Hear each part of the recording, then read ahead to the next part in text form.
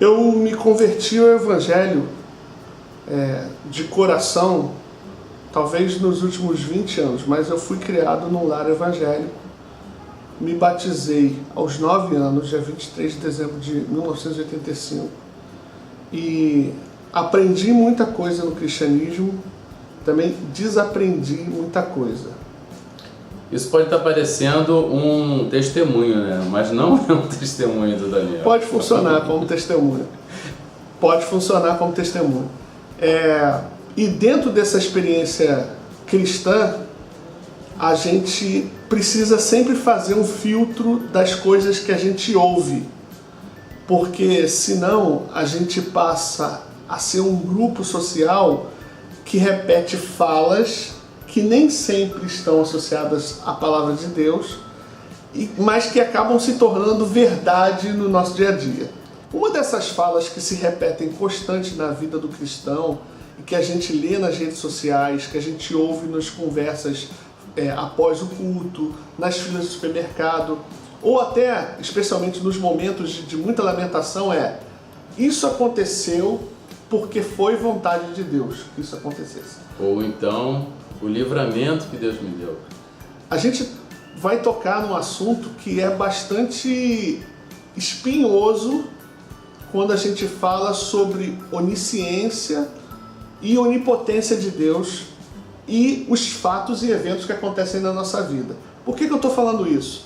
Ontem, após a final da Copa do Brasil entre o Grêmio e o Atlético Mineiro, na qual o Grêmio se sagrou campeão, o jogador do Grêmio, o goleiro do Grêmio, Marcelo Groi, citou, pelo menos que eu me lembre, 3 versículos bíblicos para justificar a vitória do Grêmio dentro de campo. Isso já se tornou comum. O discurso de quem vence, glorificar a Deus pela vitória e associá-la a um texto bíblico e justificar o porquê daquele êxito.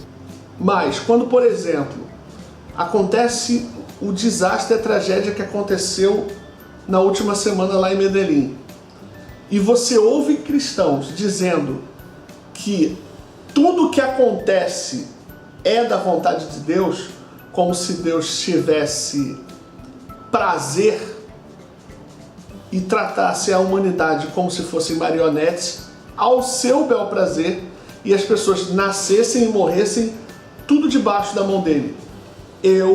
Por isso eu comecei dando meu testemunho, apesar de ser cristão há muitos anos, contesto esse tipo de caráter da parte do divino. Seria um Deus que tem os seus queridinhos e um Deus que tem os seus desafetos. Ou então um Deus que acordou mal-humorado hoje e hoje vai cair um avião e vai morrer todo mundo. Mal-humorado, e lá naquele avião não devia ter ninguém temente a Deus, né? Não, o pior não é isso. O pior é você ouvir uma pessoa que está caminhando no Evangelho, está começando a caminhar no Evangelho e fala assim: olha, o jogador Neto, ele sobreviveu, sabe por quê? Porque ele estava com a Bíblia dele, que a esposa deu a ele. Cara, a Bíblia tem poder de salvação apenas quando você se aprofunda na leitura, tem um entendimento, tem uma compreensão da palavra. Agora, como amuleto, isso aí está longe de ser. Não, às vezes acontece também de você ouvir, especialmente no Rio, né? Gente que mora num estado muito violento, aqueles testemunhos de sobrevivência que o cara estava no meio de um tiroteio, mas alguém atirou e acertou na Bíblia, no pocket Bíblia que estava no bolso dele, e aí foi a Bíblia que foi capaz de segurar. A Bíblia, como objeto, possui poderes miraculosos, não apenas como na sua essência, mas como objeto. A pessoa acaba, como nós somos um país que é extremamente preso a essas coisas, a essas crendices, nossa herança cultural é cheia dessas crendices, dessas superstições. O que acontece? Se você não for bem orientado e conseguir depurar bem na sua caminhada a fé cristã, você acaba fazendo essa confusão toda. Acaba ficando uma loucura o Evangelho. O Evangelho fica uma coisa que, se eu acordar e pisar com o pé direito, é isso. Se eu acordar e pisar com o pé esquerdo, é aquilo. Se eu sair de casa assim, com a minha Bíblia aberta, é assim, é assado. Então, calma aí. A gente tem que depurar. A nossa fé tem que ser uma fé madura. Nós temos que amadurecer a nossa fé, inclusive nesse quesito de crendice. Eu sei que é mais confortável acreditar que tudo está nas mãos de Deus, né? Mas vamos aqui tentar diferenciar as coisas. E eu quero perguntar isso para vocês. Vocês não acham que seria muito esquisito? Pensem bem comigo. E esse é o maior argumento dos ateus com relação à existência de Deus. Vocês não acham que seria muito esquisito que o neto tenha sobrevivido graças a Deus e as pessoas que tenham morrido teriam sido graças a Deus também? Então, de fato, que Deus é esse que a gente está aprendendo a lidar? Que Deus é esse que a gente está convivendo? A gente nunca pode excluir da nossa experiência cristã a vivência do nosso dia a dia, juntamente com as coisas que a gente aprendeu na palavra de Deus.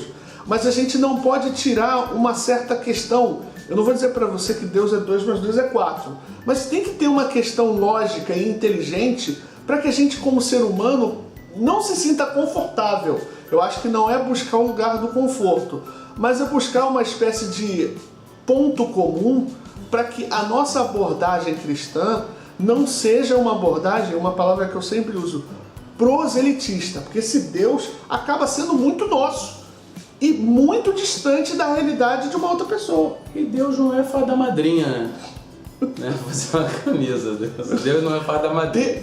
Tá aí, ó. A próxima camisa dos camaradas vai ser Deus não é fada madrinha. Deus não é fada madrinha. Deus existe uma palavrinha que Deus trabalha muito: contingência. Ele trabalha na contingência. Deus trabalha naquilo que é improvável ou provavelmente vai acontecer com o desenrolar dos fatos. E não tem tudo escrito, tudo programado, tudo. Existem as leis naturais que pertencem a Deus. Sim. Agora, a sua vida, Deus te chamou para construir a história junto com Ele. Ele fez a intervenção na história e te chamou: vamos construir uma história juntos? E que essa história seja uma história de salvação? Fora isso, é crendice popular. Um outro exemplo que a gente ouve muito no nosso dia a dia, a gente que é brasileiro, que está sempre sujeito a processos seletivos para entrar num cargo público, né? O brasileiro, ele se prendeu muito ao sonho de ser funcionário público. Aliás, eu estou até ao lado de um. Sempre quando a pessoa não logra o êxito, a palavra de conforto é a seguinte: se você não passou, é porque não foi da vontade de Deus. Não é o tempo de Deus. Não.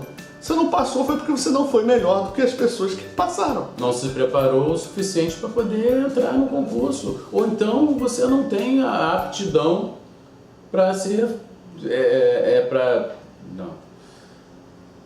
Ou então você não tem a aptidão para poder fazer uma prova agora neste momento. Seria muito mais honesto e muito mais racional você pensar dessa forma: não me preparei o suficiente, então não logrei aquilo que era meu objeto. Agora, é mais fácil terceirizar, é mais fácil você tirar a culpa das suas costas e imputar a outro. E esse ser, se ele for divino, melhor ainda, porque ele é detentor da história conforme ele quer que a história seja escrita. Um Deus dominador, né? A gente não está querendo dizer que Deus não tem os seus desígnios e justamente por conta da sua soberania, que eu acho que é uma palavra que cabe melhor quando a gente vai apontar as características do divino. Isso não quer dizer que a soberania de Deus não possa interferir sobre sua vida dentro de um contexto. Isso pode acontecer, mas a gente atribuir tanto, isso não serve apenas para as desgraças não, as nossas derrotas como não sendo da vontade de Deus e ficar confortável com isso, como atribuir também algumas vitórias, lograr algumas vitórias e falar assim: não, isso aconteceu graças a Deus, isso também não é o correto. Aí você vai usar aquele argumento: se um empresário chega no final do ano, lá no livro de contabilidade dele, ele viu que ele cresceu 30%, e eu e você estamos questionando essa gratidão que ele está tendo a Deus. Alguém vai dizer assim: mas quem foi que deu a saúde para ele? Quem foi que deu a disposição e o vigor para poder trabalhar? Gente, olha só, a questão não é essa. E isso também eu questiono. Você está vivendo porque faz parte da vida, você respira, você tem vigor, todas essas coisas. Se todo crente tem que agradecer a Deus pelas coisas boas que acontecem com ele também tem que agradecer pelas ruins. Porque crente não está imune a câncer, crente não está imune, como a gente falou, a desemprego, crente não está imune a uma série de reprovações que a sociedade tem. Crente não está imune a ter um filho com síndrome de Down. Alguém pode entender, eu não estou dizendo que mas alguém pode entender isso como uma derrota na vida. Eu acho que primeiro a gente tem que parar de tentar compreender Deus, mas viver com Ele, viver ao lado dele. Não apenas ele como um observador da história que está acontecendo contigo, mas como um parceiro mesmo, alguém que está ali disposto a te ajudar e, sobretudo, a fazer com que você viva a sua vida com paz nele, sem que você seja diferente dos outros. O que eu estou querendo dizer? Você pode ter as mesmas tribulações que outra pessoa tem, mas ter a clarividência que só Cristo pode dar para você. Não é clarividência de você saber sobre as coisas, mas a Bíblia Sagrada ou a sua própria condição empírica vai abrindo o seu olhar para as coisas de maneira que você vai tendo mais sabedoria para lidar com as coisas. Isso é Deus. Isso é uma interferência de Deus na sua vida. Quando Jesus diz que a verdade liberta, ele está dizendo o seguinte: quanto menos contato você tiver com o engano, menos preso você vai ser. Jesus veio nos ensinar princípios de vida. Você vai viver de tal forma que você vai tendo vitórias, vai tendo derrotas, vai tendo imprevistos, vai tendo planejamentos, independente de você servir a Ele ou não. É normal na sua vida qualquer uma dessas situações. Agora, como você vai passar por essas situações, que aí vão entrar as dicas, né? Os princípios de Deus. Então, os princípios são para isso. Para quando você tiver uma derrota, você tiver a perda de um ente querido, você saber vivê-la. Quando você tiver o nascimento de um ente querido, você também vai saber vivê-lo. Não tanto pro mal, não tanto pro bem. O cristianismo brasileiro, principalmente, tem que acabar com esse dualismo. Ou é bom ou é ruim. Ou é bem ou é mal. Ou é Deus ou foi o diabo. Ou é Deus ou é o diabo. Não. É a sua vida com Deus. E com isso você vai ter N experiências com Deus. Que serão boas, serão ruins, mas serão experiências com Deus. Eu sei que a partir desse vídeo a gente vai estar ganhando mais dislikes do que likes. Mas a nossa preocupação não é com popularidade, mas é a gente dar o nosso parecer a respeito das coisas que, como cristãos, a gente discute diariamente. A gente não está querendo ser aqui filósofo de botequim, nem querer dizer a maneira como você deve conduzir sua vida e nem, através da nossa experiência, dizer como você tem que relacionar com aquilo que você entende de Deus. Mas não dá para deixar passar, né? Que a cada final de jogo, que a cada gol que o cara faça, aponte para os céus e diga muito obrigado, como se Deus estivesse envolvido naquele jogo e que tivesse algum tipo de propósito para que o Grêmio pudesse vencer o Atlético. Deus tinha ali um propósito. E se Deus tivesse interferido nesse jogo, duvido que aquela bola do Casares teria entrado. Também marcado por ele. Tentativa de fora do Casares por cobertura! Gol! É do Atlético! Um golaço de Casares! Então, se Deus interferiu, foi naquele gol. A gente quer agradecer a sua audiência, te pedir que, se você gostou, acho difícil, que você dê um curtir. Se você não gostou, dá um descurtir aí, que a gente quer ver a nossa...